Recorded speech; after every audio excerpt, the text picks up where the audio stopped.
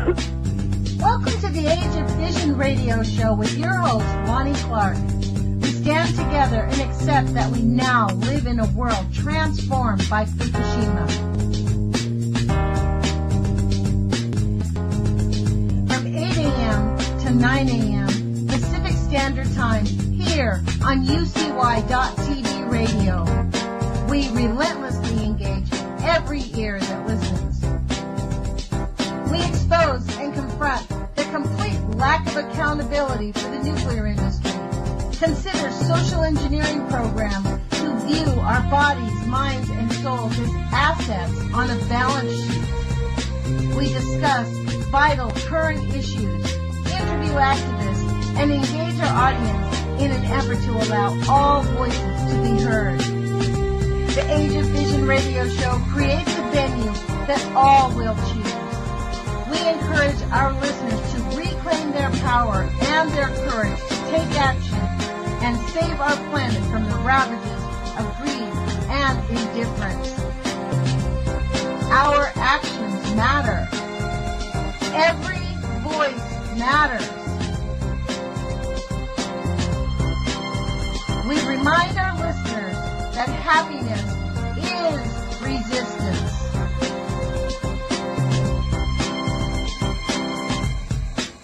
Love is greater than fear.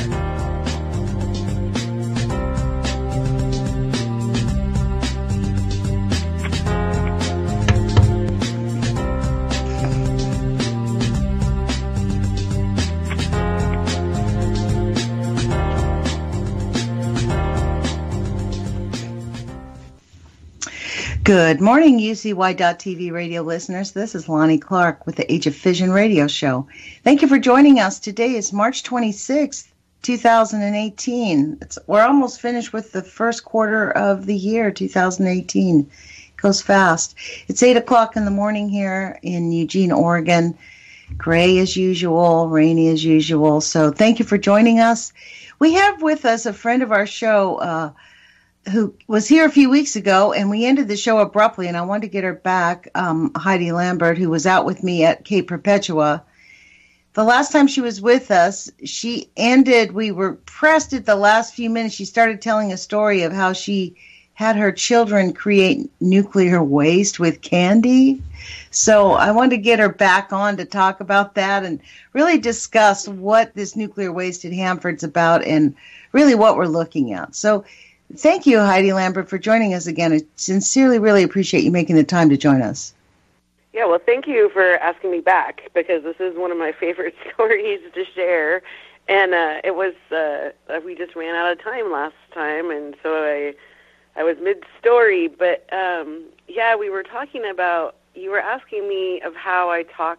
I have two teenage girls, and I'm really open with them about Hanford and the history of Hanford. And so you were kind of asking me, how we talked about it. And I think we were talking about, like, how you can choose to make it really scary, or it doesn't really, it can be science, and it doesn't have to be, fear-mongering. And so one of the things is we all used to live in the Tri-Cities together, and so they grew up with me talking about the tank farm and the area out in the area. And so what had happened was we got a 1-gallon juice jug, a glass, like, apple cider juice jug.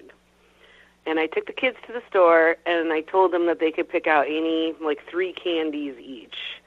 And so they bought, like, Nerds and jelly beans and Poppets and just different kinds of sugar candies. And I bought a container of Jell-O, and I bought a thing of whipped cream. And we went home, and I explained to them that when they did experiments in the 1940s, they didn't really know about plutonium, and they didn't really know what it would make. And every time they made it, when they were done, they would throw it, well, first they threw it in a trench in the ground, honestly, an open trench, and then they realized quickly that that was a really bad idea. And so then they started with these 30-foot by 90-foot tanks, these gigantic, metal steel tanks, and put them in the ground. And then when there was an experiment and they would throw it in the tank. So we would make Jell-O, and we would mix the Jell-O up with a little bit of candy, and we put some of it in little ice cube trays and put it in the freezer, and we put some of it in the fridge, and sometimes we would just take it and pour it in the jar. And so I was just trying to show to them an example of how they were mixing different components, and they would get different kinds of reactions, so they would figure out kind of what they were dealing with. But then when they were done, it all got put back into these tanks. And the truth is this was in the 50s and 60s. It was very top secret lab work. And so different experiments got dumped into different tanks. So I didn't really get into that because we only had 1 gallon jar. But the whole idea was that each gallon of waste, of the 56 million gallons of waste at Hanford, each gallon is uniquely different. And no 2 gallons are exactly the same. They even go as far as to say no 2 tablespoons are exactly the same.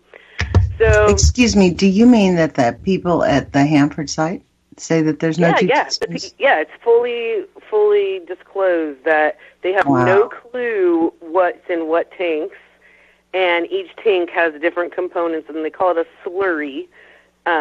And so, a robust slurry of different mixtures and components. So that's what we did. We put all of these candies in this jar. And once the jar was almost full, I stuck whipped cream in there and explained to them that was the gas, and we put the lid on there, and quickly the lid popped because there was definitely a reaction within the jar. And so they just kind of got to understand that you couldn't really contain it. And then what we did was so what's happening is with these gallons of waste of all these different components, they're trying to figure out how the tanks now leak. According to the Hanford site, it said that 67 of the tanks leak some of their contents. Out of the 149, 67, they admit, have leaked their contents into the ground. Right, and there's 64 single-shell units. It says here 66. There's 66. I beg your pardon. Yes. So good close, though. Every single-shell tank is leaking, and now some even of the double-shell tanks. Actually, I beg your pardon. This is what it says right on here. Of the 149 of these single-shell tanks were built at Hanford between 1943 and 1964. 83 single-shell tanks are located at the 200 West area, and another 66 single-shell tanks are at the 200 area.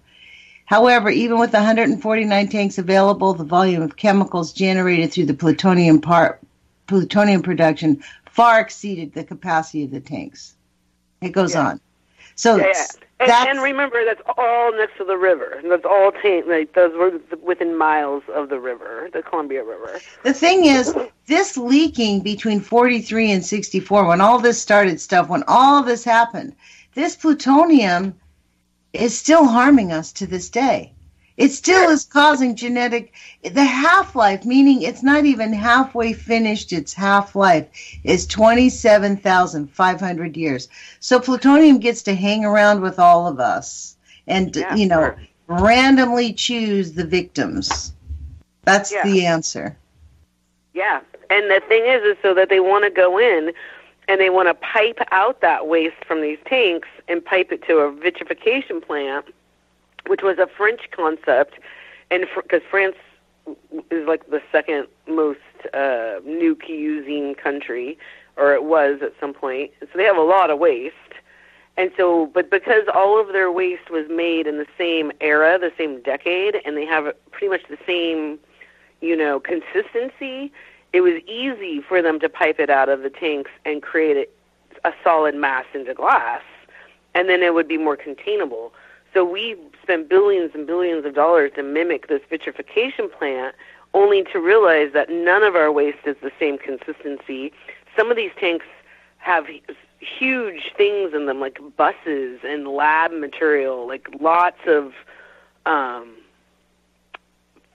strong physical attributes. Do you know what I'm saying? So, like, back to my 1 gallon of nuclear waste with the kids. Yeah, but I'm kind of confused. You said they had one because I've heard in the news that they're proposing to start a new vitrification plant. They started a vitrification plant in the 90s. And when they started it, there was huge whistleblowing against it. And the whistleblowing was the engineers saying that we didn't know what's in these tanks. And so we can't expect to just pipe it out of the tank into the... And there was a lot of... When they do try to pipe, because that is the only alternative we have, is to pipe it out of the tanks to other tanks. And even then, there's huge spill. They spill it. It's so corrosive that there is always leakage. And so, again, it's letting it out into our atmosphere and letting it enter our environment. You know, the thing that really caught my ear, and it's still stuck in my brain since you said it a few weeks ago, was that they took the tools, once they realized how poisonous the nuclear pollution was, the nuclear contamination was, they actually took the tools that they used to create all this stuff and dumped it in the Hanford dump sites, along with all the other byproducts. Well, that's when you do think they still about do that? Do you think, is that still they have to get rid of their stuff on a regular basis, so they're continually adding back into the pile? Yeah, and I also think medical waste is probably the biggest contribution. Wow. Of it now is medical waste, because anyone who gets chemo, I mean, that's a form of radiation. Yeah. And so anytime you're in a hospital and they're doing chemo in that hospital, there is a radiated byproduct that has to go. This is why I love having you on. First it was the food, now it's the hospitals. Sure. Hospitals are very radioactive. I mean, when you think of X-rays and, there's... the nuclear industry did a lot for medicine in a weird way. I mean, a lot of our hospitals use a lot of different kinds of technology that was discovered through the nuclear science. It's true, but I hadn't actually thought about that, the waste that's generated from the hospitals. That's a big business. People talk about chemo as if it's nothing. The doctor says I have to have it. Okay, let's give you a shot of penicillin. Oh, except it's radioactive penicillin. So here, let's give it to you. It's going to cure you. Don't worry. Yeah, and don't let your cat sit on your lap for the next 2 weeks because you radiate your animals. Exactly. Don't let if you have babies, you can't hold your baby when you're going through chemo, because you're so radioactive. I mean, if you want to think about something else that's really crazy, I once was in a conversation with Helen Caldecott when she talked about funeral homes and how radioactive our cemeteries are because of how many people are dosed with chemo to fight cancer but lose their battle and pass, and then all that radiation goes into our dirt, into the ground. Oh, my God, I hadn't even thought of that. Yeah, because it goes on for thousands and thousands. Whether or not we are alive to carry it, it will continue to live, to react. It's a reaction that goes on for 27,000 years. Just like these tank sites. I mean, for real, the only thing they can do, they really actually have to come up with a science that reverts it back, that can stop the process. I really genuinely believe if they can break it up, they can stop it from being broken up. They can put something in there or immune it. And I think the secret comes in through phytoremediation, through studying the plants, through studying mushrooms, because mushrooms also do the same thing. They basically are like a big, gigantic computer. Look at the dirt and say, okay, what do you need to be normal? Let's create it. And that's kind of what, in layman's terms, that's what mushrooms do. That's why mushrooms are really good at remediating the land. Same thing with the cannabis and the keef. What's it called? Yeah, I know that they work a lot with fungus and bacteria in the soil at Hanford. I've even heard them putting vegetable oil in the ground to try to create oil barriers to keep the water from touching. I mean, something about nuclear waste is missing. Its atom has been split, so it's missing. So it's constantly searching to create itself back to whole. Right. And so it's always going to go towards water, and it wants to be in water. I mean, the idea of putting an atom back together to me seems very romantic, But again, they took it apart, so they might be able to figure out how to put it back together. But again, it's that whole realization that these are contained atoms that are, moving throughout our universe and have since the 1940s. I mean, there's been a lot of news lately about just them demolishing the plutonium site, the U plant and the T plant, and how much plutonium was put into the air, and people breathed it, and then they went and they looked in people's homes. I think there was like 3 homes that they found waste in, and this is all within this year. So you're like, okay, if they're this smart and know this much and are still screwing up this bad, imagine what they did 2-3 decades ago. Clearly people were wearing it in their clothes, True. out in the farm, working, bringing it inside. It's naive to think that this was contained. That's very true. I mean, the thing is,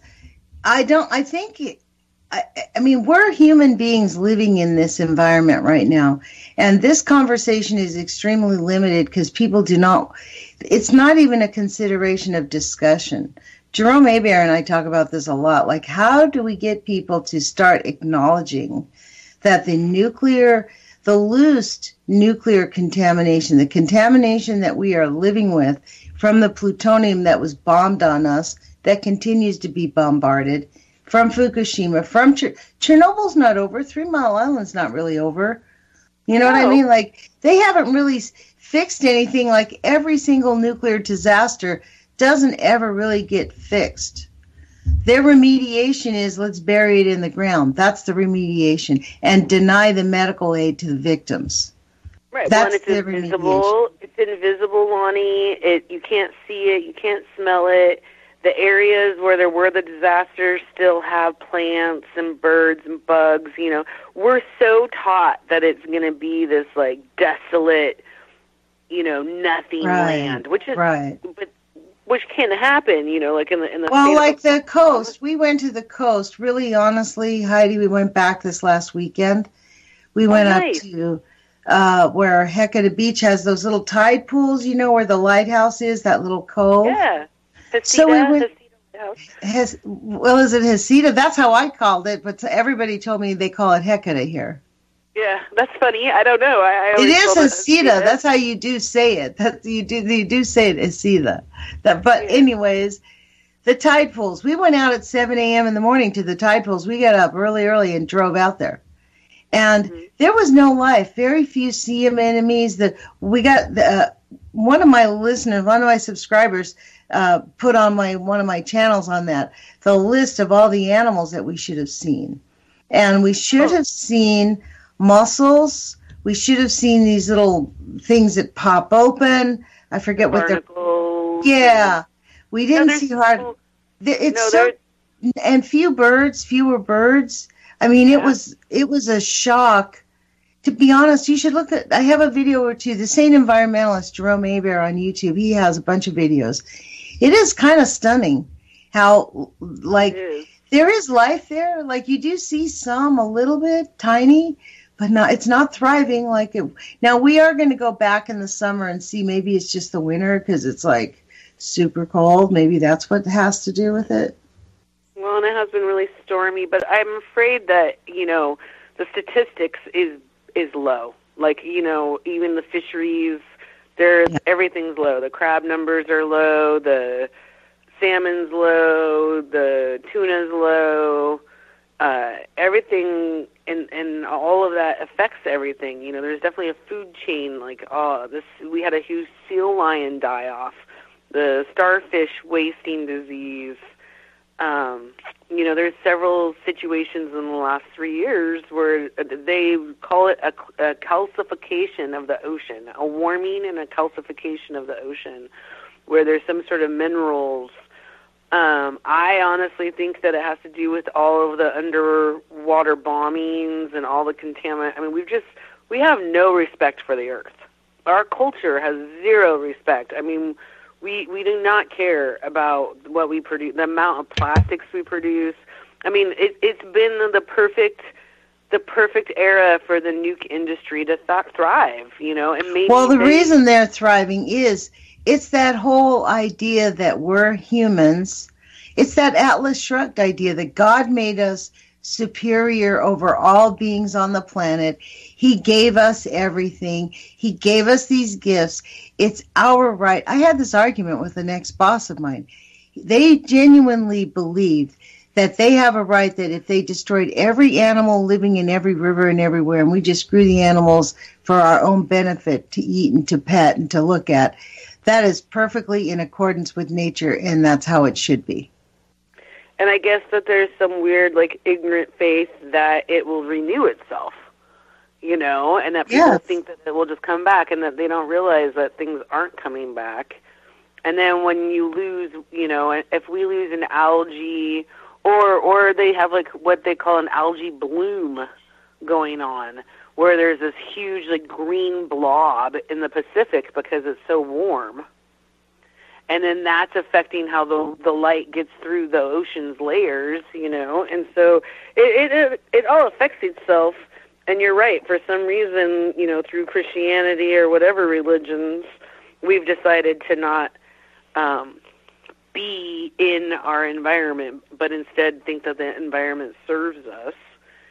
And it's a sad thing, you know. Lonnie said, I don't know what to do about it other than try to teach my kids that we are part of this world and our actions do make a difference, and try to make positive actions by, like, using less power and not needing so much stuff and reusing anything that's possible and buying things that's used. Well, that's isn't that like, you know, the activist, you know, mantra, like, we do our best, but then the people in power, like, they don't care. This is the issue. It really gets down. I mean, I think that we're in an era where these people in power, they are obviously doing what they're going to do, period. It's on, game on. They're going. John Bolton is now the National Security Advisor. Prepare for war. Life is going to get hard for many people in this country as planned. And that is really, you know. It is frightening, the whole, like, Korea nuke. I think our thing that we can do is, I mean, I think we need to put out the idea that we need solutions. Like, we need solutions to the nuclear contamination and admit that we have nuclear. The more I look into this, honestly, the nuclear contamination is at the root of a lot of things. Like, even the secrecy, the secret government, the Manhattan Project. We're still living with the Manhattan Project. The Unpatriot Act was the denouement of it. Like, it was it. That really took away a lot of our rights, to be honest. The Unpatriot Act really put the nail in the coffin for American democracy. And we're wondering, it took them, 15 years to fully enact it, where we now have a president and a Congress that are completely out of control. We have no idea what they passed in this omnibus bill that could negatively affect every single one of us. We don't know what they snuck into this thing. We have no idea. None. No. Zero. I mean, and we have nuclear contamination killing, I would say, hundreds of thousands of people in the United States every year. If you look at every nuclear site, just look at the CDC. I did a simple thing on my YouTube channel. I was dumbfounded. I printed out 2 maps, one from the CDC that showed the areas where all the children's disabilities were, and then I took a map of the nuclear power plants in the United States, and I put the 2 pieces together and held it up to my screen. Like, you could actually literally see it. You could see the overlay. It looked like a blot. You know how, like, ink wells blot out? Well, from every nuclear power plant, it was like an ink blot. Bink, bink, bink. And so the denial that we are forced to live in is unnecessary, I would say. Well, I do think that people get accustomed to it. Like, with me growing up in the Tri-Cities, it was just the norm that everyone will get cancer. And some people will survive it, and some people won't, and you get different degrees of it. And, you know, there was a lot of talk about preventative care. And, you know what's really hilarious, though? But then you have this conversation, well, that's why everyone needs health insurance. Yeah, it's totally true. Totally makes me, like, instead of the conversation, this is why we need nationalized health care. it becomes you have to pay. The victim pays the perpetrator. It's just beyond comprehension in the United States. Oh, it's like I the totally agree, mafia shakedown. It's like the mafia has like taken over the government. And actually, totally when they created the IRS, this is how the penalties were very severe, just like the mafia. Well, their penalties were really severe. They kind of used them. They created the IRS to trap the mafia so that they could get them because they were too smart to catch them and all the other kinds of crimes they would commit. So really, and they used mafia tactics. But I think in the whole general idea of our government, especially since they started the secret government in World War II, when it really just became obvious, the secret government openly connected and colluded, I guess would be the word, but openly connected with the military, the secret military, and it just took off. They created a secret military, and that is... I consider it the nuclear complex. There's an industrial nuclear complex. And there's a great professor at a University of Oregon, Nick Lugie, I think is how you pronounce his name, and he did an amazing study of Fukushima, where he went into Fukushima, into Japan, and started taking boards of directors and looking at the board of directors for TEPCO, and then what other boards did those directors sit on, and then he connected so much just by people who worked on boards of directors. And they would be on a bank's board, and then they were on, TEPCOs, or they were on the universities. They worked at the university side, but everyone had their hands in two different pockets. And the same goes for the United States, too. You look into United States charities and nonprofits, and you start looking at their boards of directors, and they're completely tied to the energy complex, and to the universities, and to the politics. So, I mean, it's so connected, and so if you get some people who are making money and they want to justify their money, then they're not going to put the money for the college to go ahead and start to study against what they're trying to make money at. Does that make sense? You know what I mean? Like, they're going to be pro-nuke. A lot of universities are pro-nuke because they're funded by the energy companies. And same with the government. The politicians are going to be pro-nuke. Obama, as much as I miss him, Illinois had the most private nuclear reactors than any other state. So he was completely pro-nuke. Completely. That's right. He was supported very, very much. His financial backing came directly from the pro-nuke industry, from the nuclear industry. He was very, very, very pro. I mean, one of his last acts was to hand, Jose Ruiz from the Oregon State University a check for $12 million a year after he graduated to start the SMR program. Right. Yeah. Oregon is huge on the SMRs. And they are starting. I read an article, and maybe you can verify if you've heard this, but I read an article that said that the military is planning on using them on their bases. So I have believed that the military has been using different forms of SMRs for decades. Me too. Definitely fueling, like the airline carrier, the air carriers, whatever they're called. What are they called, Lonnie? The aircraft carriers, those are fueled by nuclear, and so are submarines, so are satellites. A lot of military is fueled by nuclear power. And so the SMRs... Is that openly known? Is that an open fact? I don't really fully remember how I totally know that, but I know I've known it for decades, and I have confirmed it several times. And the last was the aircraft carrier, because they were talking about how slow they went, but they don't need to refuel. And it's because that's the beautiful thing about nuclear waste, right? I mean, it just keeps going. So that's where it's a beautiful thing for a satellite. You don't need to bring the satellite down to refuel it, because the waste is going to react up there for thousands of years.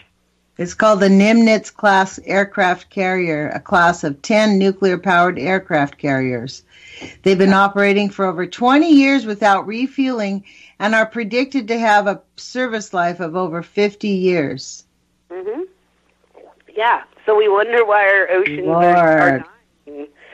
Yeah, exactly. And there's submarines.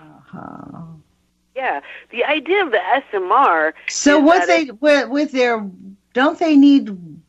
They're just dumping their nuclear water into the ocean. Well, honestly, I've never looked at the design of those boats. I'd like to believe that they contain the water and not stick it back in the ocean. But then I'll again, bet you they filter it and dump it back in. What they're recommending. Easier.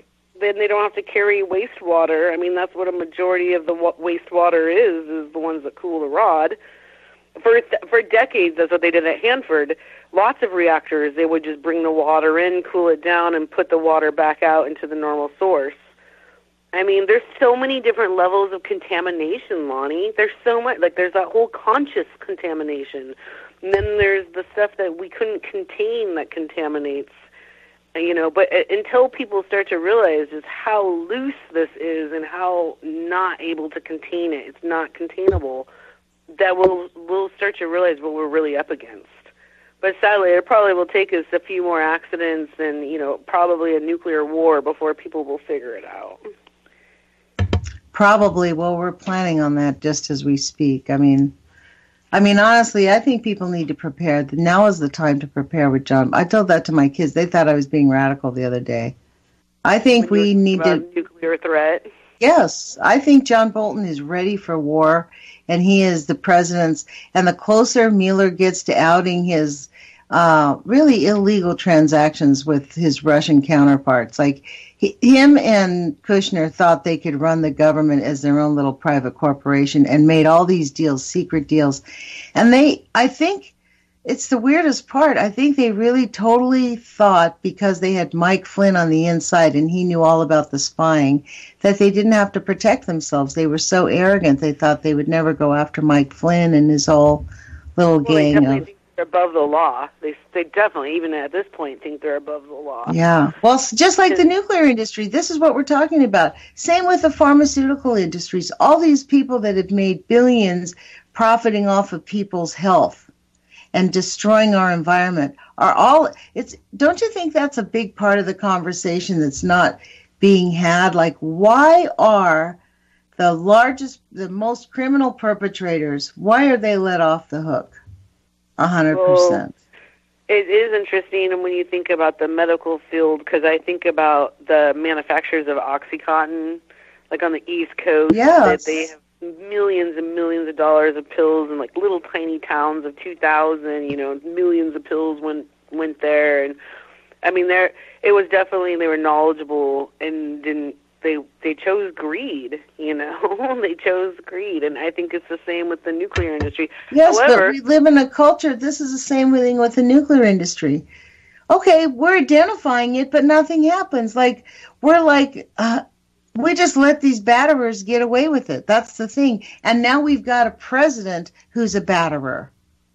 Right, and he's about to pummel all of us for hating him. Right, but he's also ignorant, and he doesn't know the extent.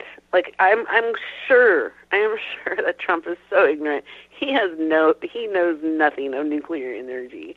He knows nothing, and that's why he can go and spout off that he's going to drop these bombs, and make people pay. It's like watching a 4-year-old have a tantrum. And wave scissors around without realizing that he's going to cut out someone's eye, that Trump is just, I'm astounded that that's our leader and our current leader, Many people think he's a smart person. Many people think he's a smart person.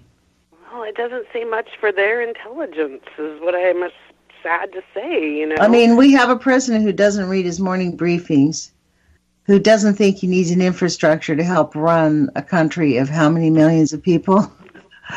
It's really, we actually have a government, unless he wants to, he's going to declare all-out anarchy. I mean,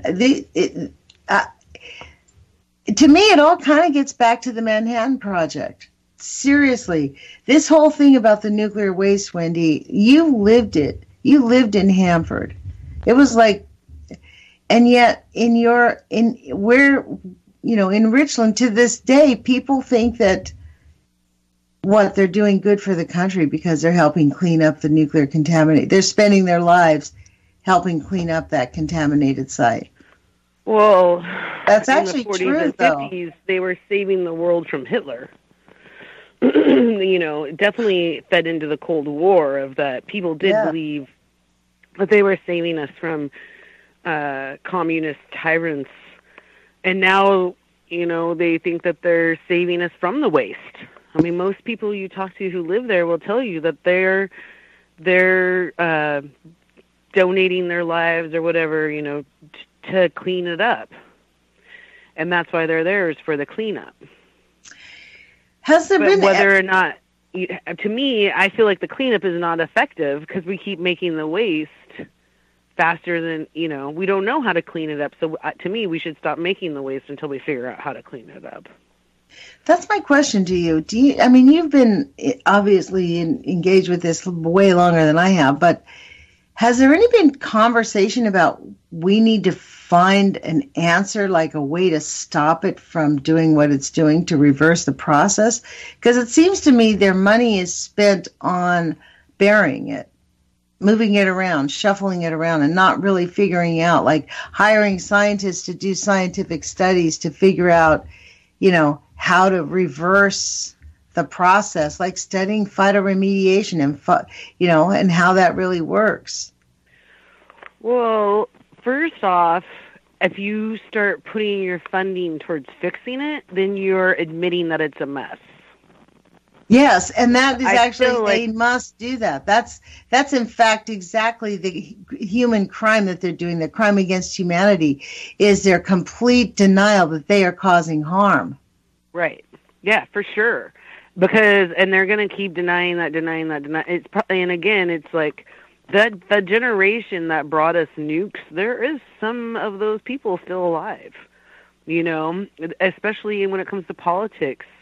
And so, because it's only 40 years old, the science is really maybe going on to 60 from the 40s. So, yeah, I guess we're going about 80 years, an 80-year-old science. So I think it's going to be the next generation that's really going to look at it and be like, why were you guys allowed to do this? Kind of like what we're looking at with them doing like the open trenches. Like, why did they think it was okay to just make these huge open trenches and just pour waste into it? And it just goes to show on how little they could not understand the longevity of the substance. They couldn't understand that and I still feel like many people still, when you have conversations about nuclear science, they still can't conceive that this is going to be around for so long and that it changes its physical form. It's an atom. It moves. It does not stay, solid. It's not a solid state. It moves in the wind. It moves in the water. It evaporates. It becomes a tree, and then you burn your tree, and then it goes up in smoke, and it's still a reacting atom. And so, until people start to understand that science, they can't even perceive what we're talking about. And I'll never forget. That's true. But I think that they can't conceive it because then it means that there's an urgency to it. I think that's why people turn their brain off to it.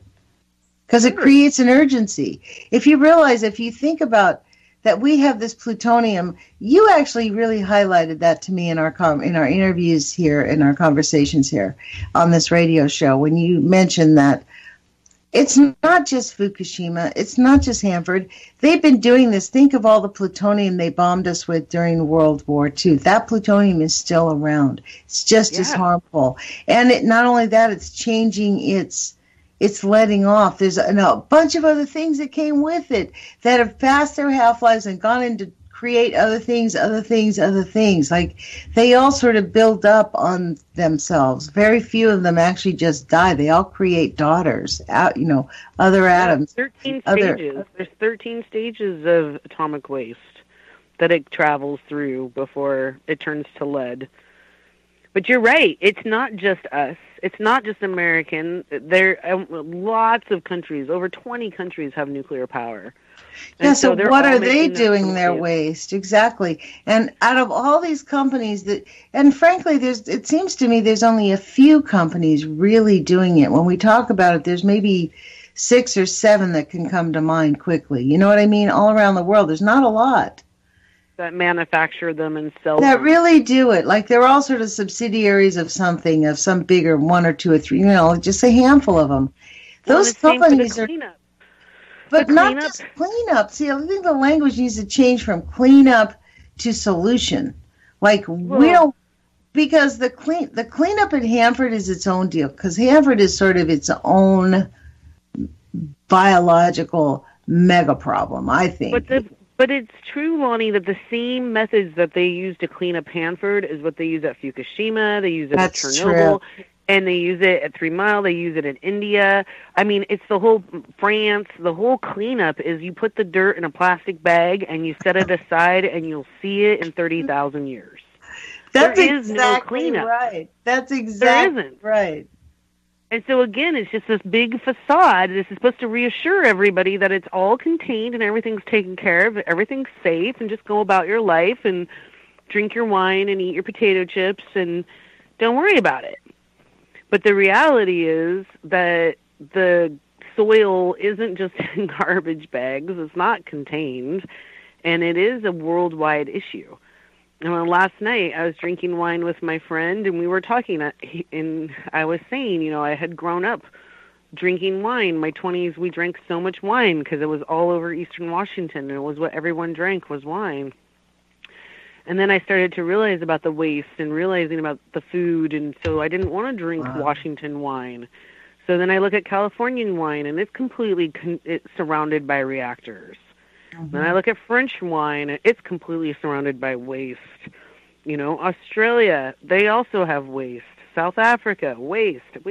Everywhere that wine grows, they have nuclear South waste. America, you can get South American wine. Chile. Yeah. That's probably but I venture to say, if we were to look, because I think that Chile does Chile have a nuclear facility?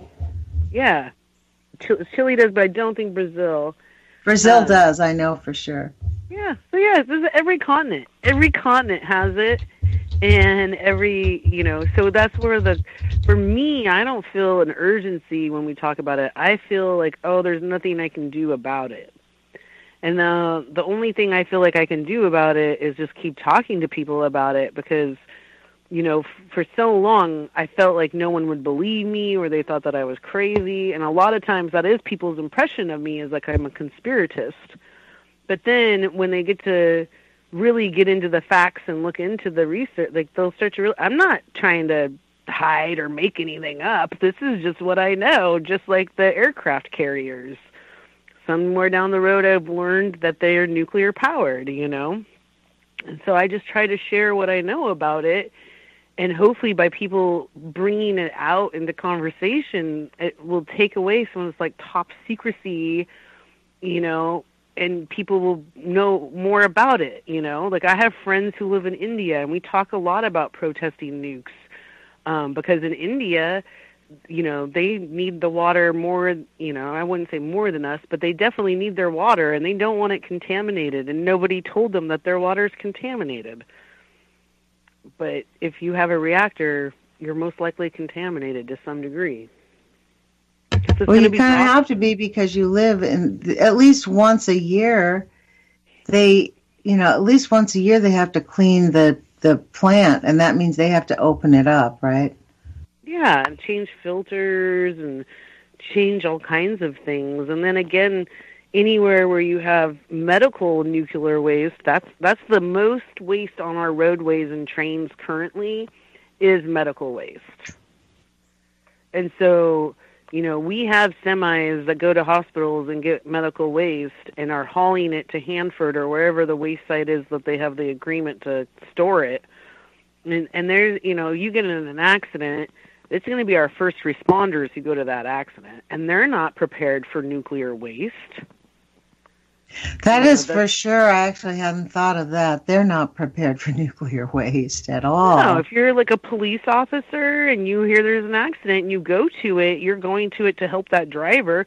And also, what about all these drivers? These drivers that have to haul this nuclear waste, are they more inclined to have cancer? Because I know that the train operators and the truck drivers who hauled waste from around and to Hanford had huge high rates of cancer because they were exposed to it all day long. So there's lots of levels of exposure and not being contained, and a lot of what ifs, like a car wreck, a train wreck, and then how do you clean that up with people, you because it's invisible, you just clean it up like it's a bunch of gloves and gowns. So you don't even probably realize what you're dealing with. This is the thing. We obviously, like you, this is why I really appreciate having you on the air, because you're not shocked by it anymore. You know what I mean? You've lived with it, and you have like a really like solid sort of a zen about it, like acceptance that this is really it, and what we really need to call for are answers. We need solutions, not just the cleanup. The cleanup does not mean just bury it in the ground. You know what I mean?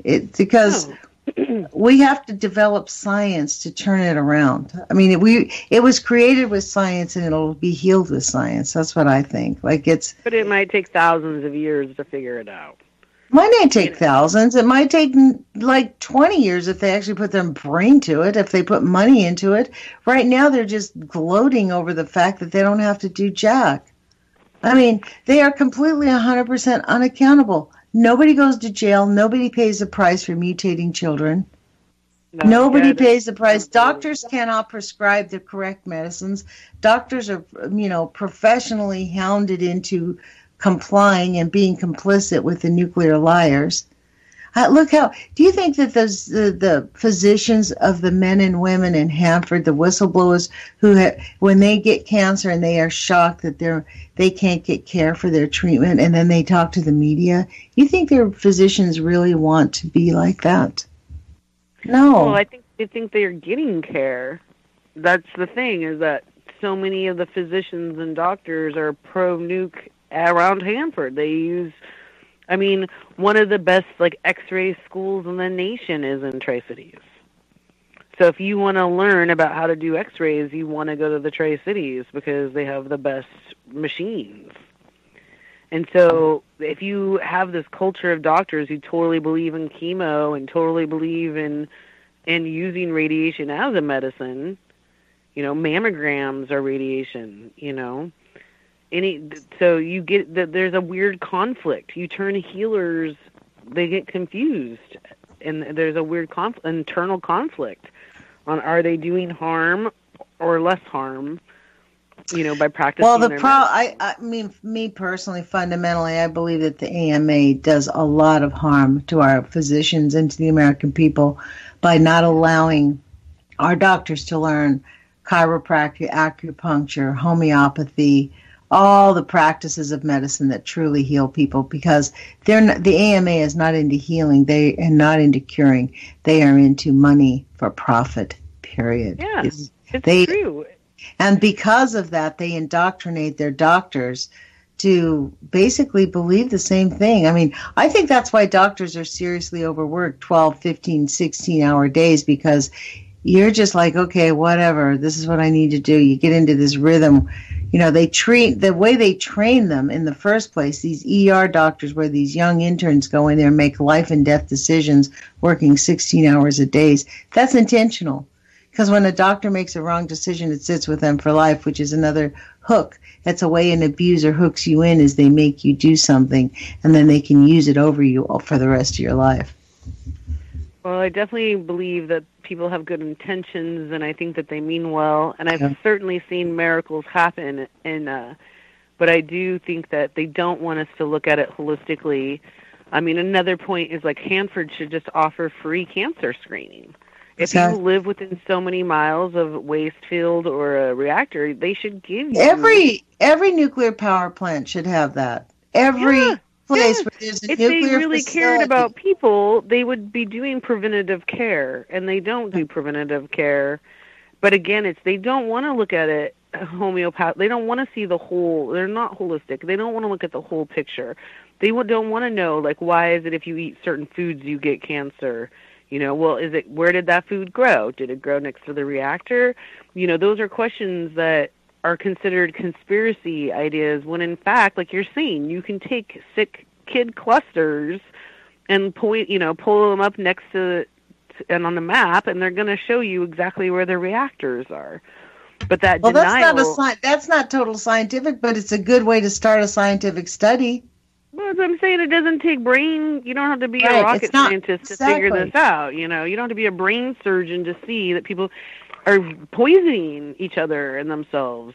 And that's where I loved that tooth project. When I was in the Tri-Cities having my kids, they had a tooth project where they asked everyone, when your child loses their teeth, to send it into this lab. Well, then the lab went and checked the teeth, and the teeth were full of strontium, which is nuclear waste. It was what your body absorbs as a calcium.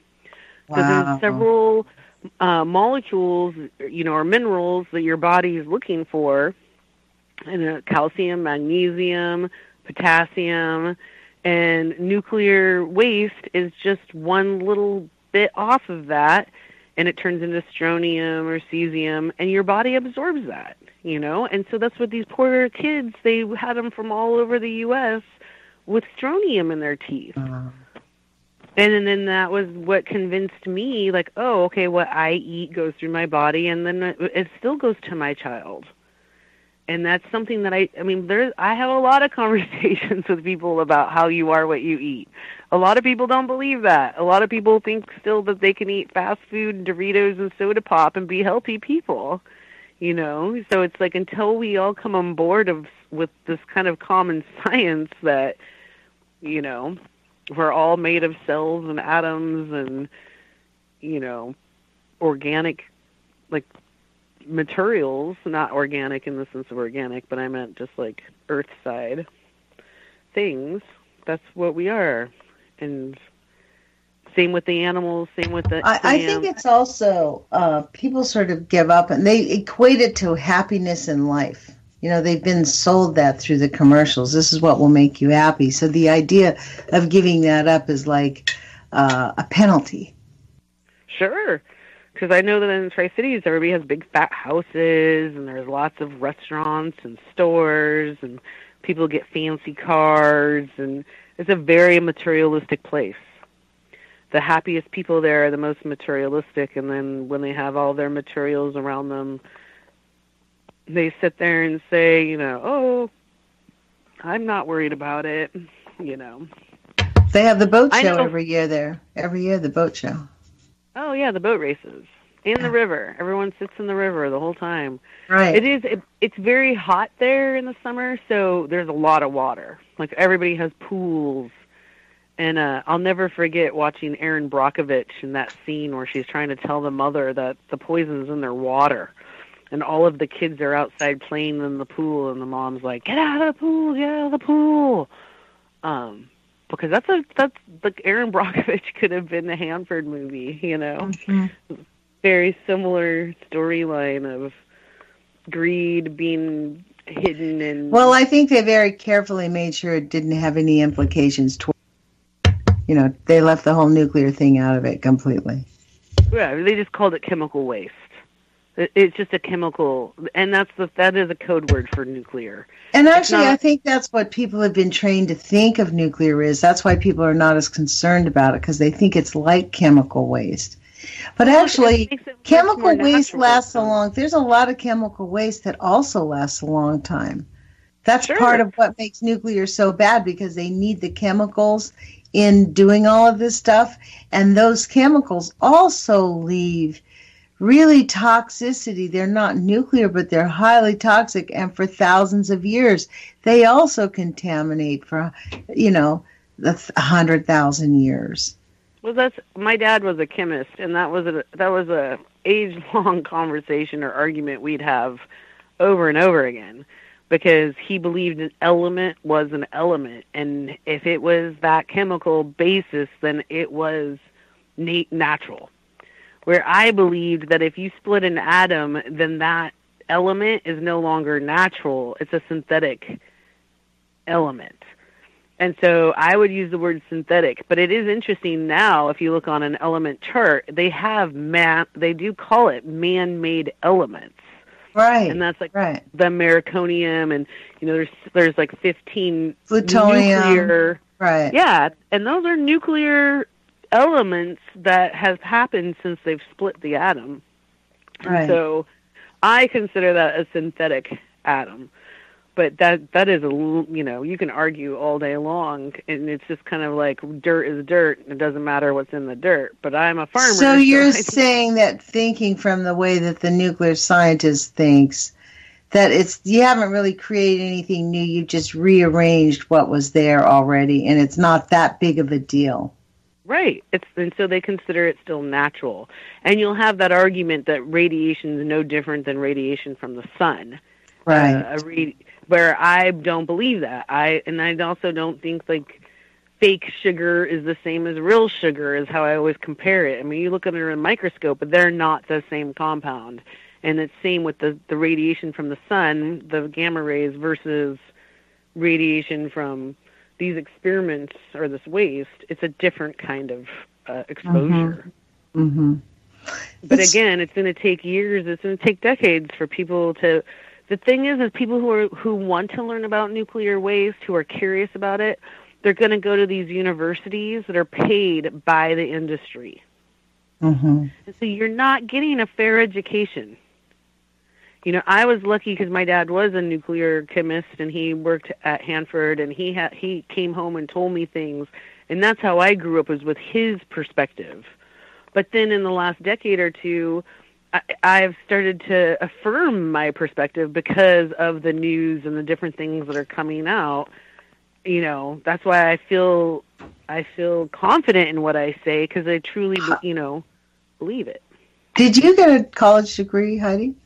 I did. I went to Evergreen State College in Olympia, Washington. And what did you graduate in? What was your degree? My degree was in animation production. Okay. And it was because I really liked how you could use animation to tell stories of what... So you need to do an animation of the unfriendly atom and counter the friendly atom video. I know, right?